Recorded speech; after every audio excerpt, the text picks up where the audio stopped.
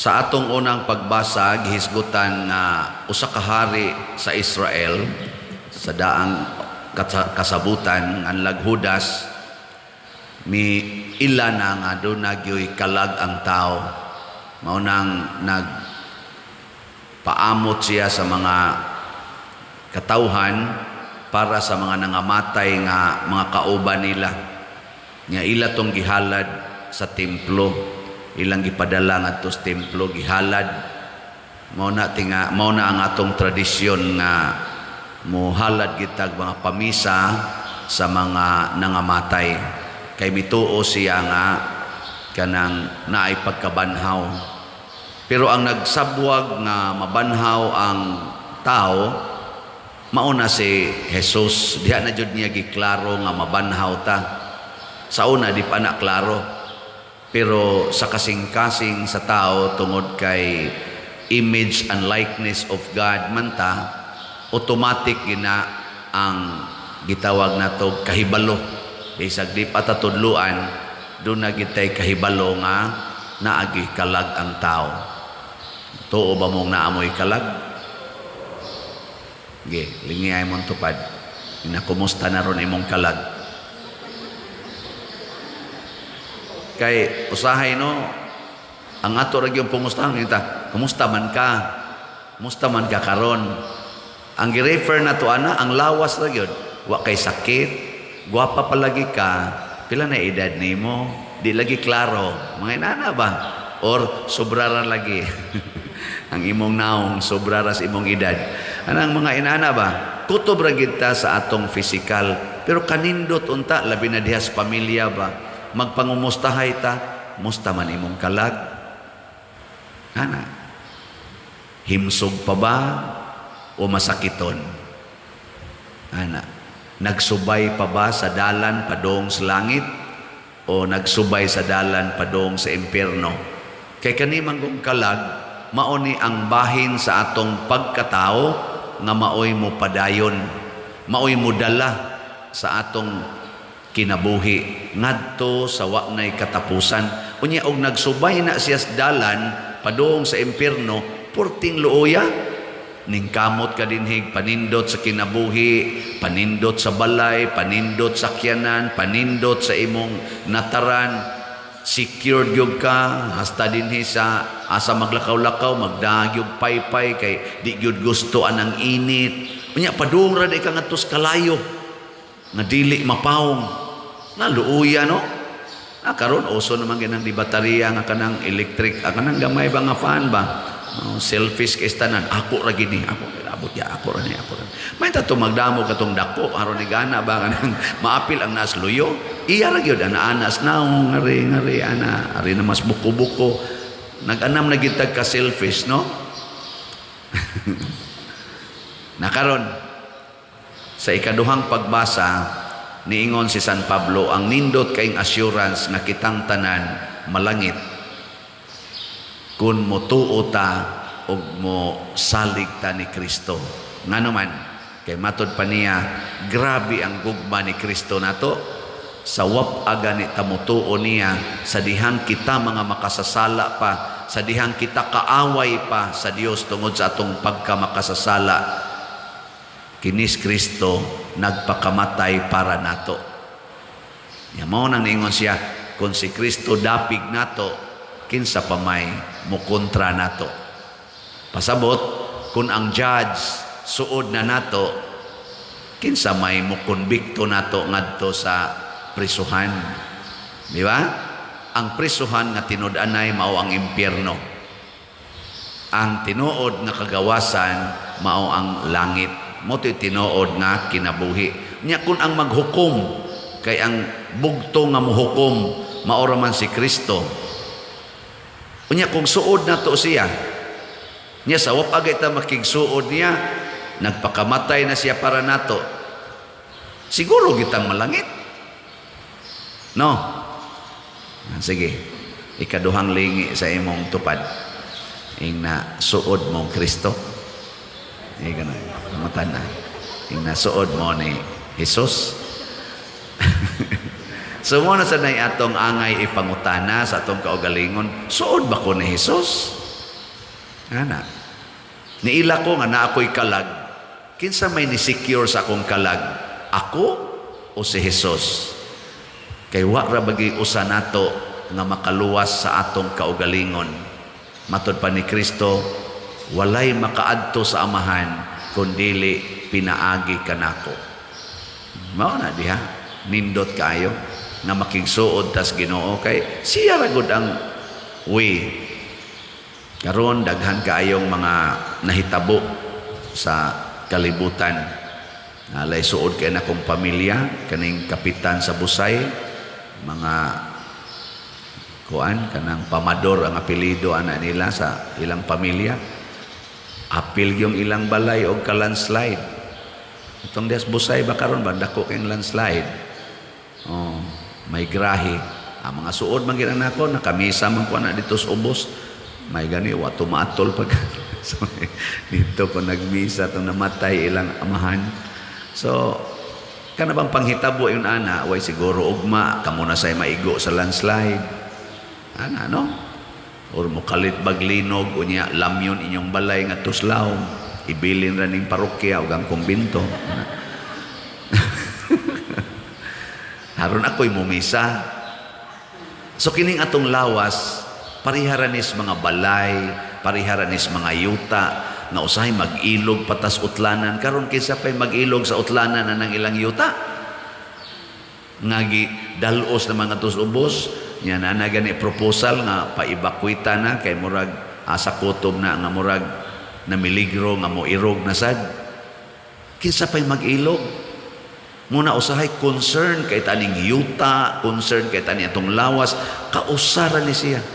Katulang pag-aging paing, sobra na ros gatos ang nangamatay, natug sila, ni kalitlag, buhos ang tubig nga gikan sa kusog kay uwan, wa na day, patay na day sila ato.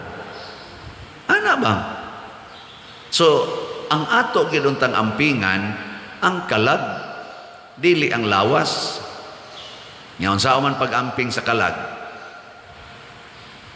Saan man?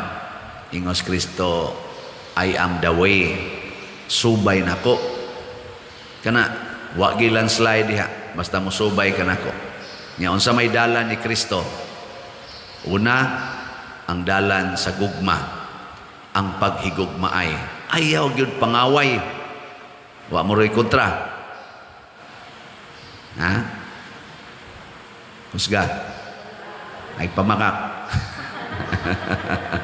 Wa karoy gi likay-likayan kana bang di ka ganahan mo dool ba wa ana kay na may usayon ako na nang gipasaylo pader pero di na lami magdool ana na may mga inana kana makapaimpierno gyapon na gugma gani pasabot makadool ka anytime makaistorya ka anytime makatabang ka anytime mo nay way of love kay ang measure of love of Jesus is to love without measure. Apa mo kasabot? Ang sukdanan ko no sa gugma ni Kristo mao ang paghigugma nga way sukod. No na siya pasabot ana. Pasabot hasta kaaway apil. Kung nahigugma kas imong bana iapil tong iyang kabit in kasog naa. Kung nahigugma kas imong anak iapil pud tong iyang barkada sa suyok. Ana. Kung nahigugma kas imong silingan, iapil pod ng mga buangon nga silingan nga siging libak nimo. Nya, ana inyong gugma. Ana dili. Di mo kasubay isdaan padong sa langit. Kay ang gugma padong sa impierno, mga sinukod nga gugma. Kana bang gugma karon lagot ugma, dipindi lang sa sitwasyon. Mao man ta. Dipindi lang pader. Maningkamot lang pader kana gani mo inyong hinigugmaan siguro gyud mong maimpierno kay di man na moy way of love nga gipuy-an ni Kristo mo na iya ginang gisumpayan paghigugma ay kamo sama sa akong paghigugma kaninyo mao ginay sumpay niya wa na niya gi-break nga paghigugma ay kamo nya kutob ra diha sama gid sa iyang paghigugma nato nya giunsa ta niya paghigugma matod pa sa ikaduhang pagbasa mga kaaway pataniya iya natang gipakamatyan Lisod kay pagpakamatay o kaaway, oy. Di ba? Muna ningon si San Pablo, way makapahimulag nato sa gugma sa Dios. Nga naman, iya man jud ang higugmaon. Unsa may makapahimulag nato ang atong desisyon kung dili ta mosubay sa dalan. Ang magpugson ka nga mosubay sa dalan adto gyud ka pikas agi. Mingos Kristo, available ni akong dalan. Open sa musubay lang. Pero di ka musubay, adi sa ko mamugos nimo. Ang magmuadto kag bugo, imong tumong muadto kag bugo, nya adto ka magsubay sa daan padong sa Santander. Unsaon nimo pag-abot og bugo? Magsigig imbitas kito, uy, mingos Kristo ba? Tiara ang daan. Kaari lang yung ko diri Lord, ko ganahan diha. Bisan paghigugma kang Kristo, igo ra gyud mingos Kristo. Bye-bye. Ana. Di sa siya masuko, kay nahigugma man siya, pero di sa siya mupugong, kay nahigugma man sab siya. Unang di kita pugnas Ginoo kun moadto ta sa impierno. Ikaduhang dalan or klase sa dalan ni Kristo, ang dalan sa kakabos. Bulahan kamong mga kabos, kay mainyo ang gingharian sa langit. Sige na kong istorya ani dinhi ang kakabos. Pasabot, wa gid tay pangandoy anang kwarta nga atong tigumon, kanang bahandi nga atong tigumon. Ang kwarta o ang bahandi ipaambit gina. Ipaambit. Mo gina siya. Lipay kay ko gabi kay daghang ni paambit sa ilang talento, ni paambit sa mga gasa, malit na tog slot, ugma tingali na akong ma-update ang total nga slot. Nabawi sa tong pagpista nga wa ko kakaon, gabi 40 ang daghanang sobra. Naka-bring house, unsa man ni pader, kalag-kalag, nako kana, pangalag-kalag na nadaan. Nakapanghatag itag ubay-ubay. Kay sobra kaayo ang atong kuan. Gitikit-tikit man sa duwa man naman sa maggubol. Sobra day kaayo.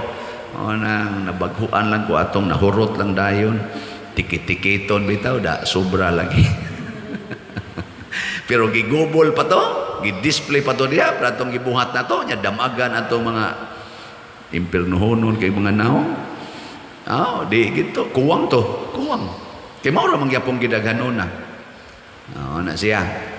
Dalan sa kakabos, ang pag-inambitay, dili ang pagdinauay, ang paghinatagay, dili ang pag-inilugay.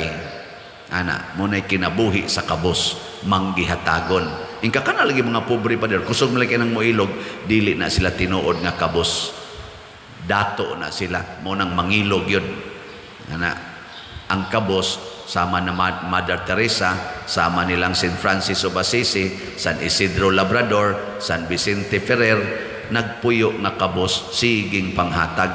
Muna'y tinuod nga kabos, maubita din is ato, kinsa may kasigig balik-balik og slot, sobra na ka 20, sobra na ka 30, kahigayon nagsig balik-balik, palit ang mga kabos og kadto sang arang-arangan pagkabutang nga naay kasing-kasing sa kakabos. Siging balik-balik, pero kanang mga dato, kanang sigig tigom sa kwarta, nya una kwarta yun, muhatag nagkausa, nya inig-announce na sa nako, sigig announce, di pa tuigong gihatag nako, mana na.